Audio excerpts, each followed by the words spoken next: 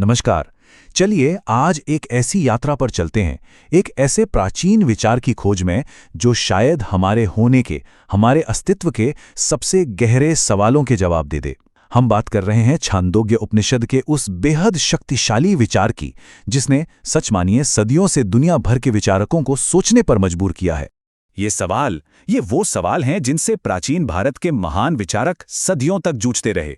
सोचिए, ये कोई मामूली सवाल तो है नहीं, ये तो हमारे होने के, हमारे वजूद के सबसे बुनियादी सवाल हैं, और ये सीधे उपनिषदों से लिए गए हैं। देखिए, वो लोग सिर्फ ये नहीं पूछ रहे थे कि भाई दुनिया चलती कैसे है। नहीं, उनका सवाल कहीं ज्यादा गहरा था। वो पूछ रहे थे, हम यहां हैं क्यों, और इस पूरे के पूरे ब्रह्मांड का, इस कायनात का आखिर आधार क्या है। तो इस गहरी खोज में हम अकेले नहीं हैं। हमारा मार्गदर्शन करने के लिए एक बहुत ही महत्वपूर्ण विश्लेषण है। इससे हमें ये समझने में मदद मिलती है कि इन प्राचीन और कभी-कभी मुश्किल लगने वाले ग्रंथों की व्याख्या कैसे की गई है, ताकि हम भी इन जटिल विचारों की गहराई तक पहुंच सकें। तो इन बड़े-बड़े सवालों के जवाब कैसे खोजे गए? उपनिषदों के ऋषियों ने, आप कह सकते हैं, दो रास्ते अपनाए, और पहली नजर में ये रास्ते एक दूसरे से बिल्कुल अलग लगते थे। एक रास्ता था बाहर की तरफ, मतलब इस विशाल ब्रह्मांड की प्रकृति को समझना, और दूसरा रास्ता था अंदर की तरफ, यानी खुद के भीतर झांकना, अपने स्व की गहराई को जानना। तो पहला रहस्य था ब्रह्म, और ये समझना बहुत जरूरी है कि ये किसी एक देवता की बात नहीं हो रही थी। नहीं, ये तो उस परम सिद्धांत की तलाश थी जिस पर यह पूरा का पूरा ब्रह्मांड टिका हुआ है। आखिर वो कौन सी शक्ति है, वो कौन सा एक तत्व है जिससे सब कुछ बना है और जिसमें अंत में सब कुछ वापस समा जाता है। बस यही ब्रह्म का मूल विचार है। और दूसरा महान रहस्य, वो था आत्मा। ये एक अंदर की यात्रा थी, ये समझने की कोशिश कि हमारे इस शरीर, हमारे अहंकार, हमारे इन आते जाते विचारों के परे वो क्या है जो असल में मैं हूं, वो असली स्व क्या है। यही थी आत्मा की गहरी खोज।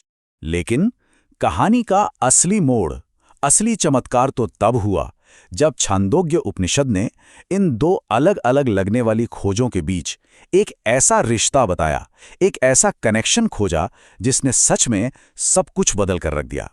यहीं से बात बहुत दिलचस्प हो जाती है। बाहर की ओर ब्रह्मांड को खोजना और अंदर की ओर खुद को खोजना। पता चला कि ये दो अलग अलग यात्राएं थी ही नहीं, बल्कि ये तो एक ही मंजिल तक ले जाने वाले दो रास्ते थे। और जो खोजा गया वो किसी क्रांति से कम नहीं था। उपनिषदों ने घोषणा की कि ब्रह्मांड की जो परम सच्चाई है, यानी ब्रह्म, और एक इंसान का जो सबसे गहरा सार है, यानी आत्मा, वो दो अलग अलग चीजें नहीं हैं, वो एक ही हैं। सोचिए जरा, पूरा बाहरी ब्रह्मांड और हमारा आंतरिक स्व एक ही सिक्के के दो पहलू हैं। कमाल है ना? और यही वो महान विचार है जो आगे चलकर अद्वैत वेदांत दर्शन का आधार बना। और इस सबसे बड़े सच को, इस महान बोध को छांदोग्य उपनिषद ने सिर्फ 3 शब्दों में समेट दिया, तत् त्वम् असि, जिसका मतलब है तुम वही हो। ये कोई मामूली वाक्य नहीं है।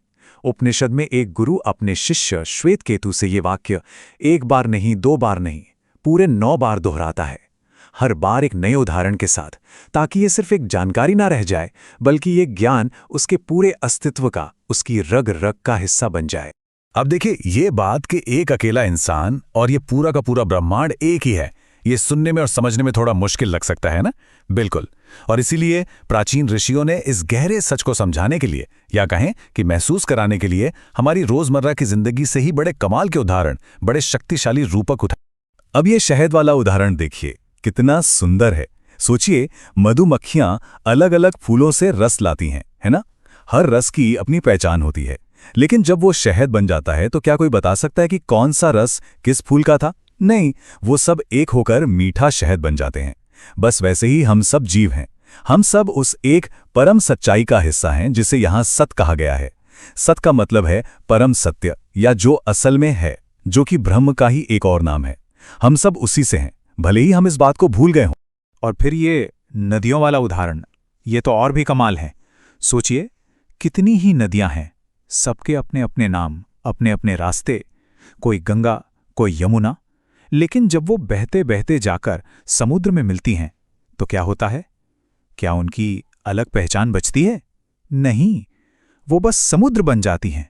बिल्कुल इसी तरह हमारी ये जो व्यक्तिगत आत्मा है, ये अंत में जाकर उसी एक विशाल समंदर जैसी सच्चाई में मिल जाती है। तो सवाल उठता है कि ठीक है, ये तो एक फिलॉसफिकल बात हो गई, एक दार्शनिक विचार, लेकिन ये इतना जरूरी क्यों है? ये इसलिए जरूरी है क्योंकि ये सिर्फ एक विचार नहीं है। इस ज्ञान के हमारे जीवन के लिए बहुत गहरे और सच कहें तो जीवन को बदल देने वाले मतलब हैं। ये सिर्फ सोचने की बात नहीं है, ये कुछ ऐसा अनुभव करने की बात है जो हमारे जीने का ढंग ही बदल सकता है। तो इस ज्ञान को अपने अंदर उतारने का, इसे जीने का नतीजा क्या होता है? नतीजा है मुक्ति। उपनिषद कहते हैं कि जो इस एकता को जान लेता है वो मौत के डर से ऊपर उठ जाता है। क्यों? क्योंकि उसे समझ आ जाता है कि उसका असली स्व तो कभी मरता ही नहीं, वो अविनाशी है। वो फिर बीमारी या किसी संकट से घबराता नहीं, क्योंकि वो जानता है कि वो सिर्फ ये शरीर नहीं है। उसे दुख और अपनी सीमाओं पर जीत मिल जाती है, क्योंकि ये सारी सीमाएं तो अलगाव के वहम से ही पैदा होती हैं।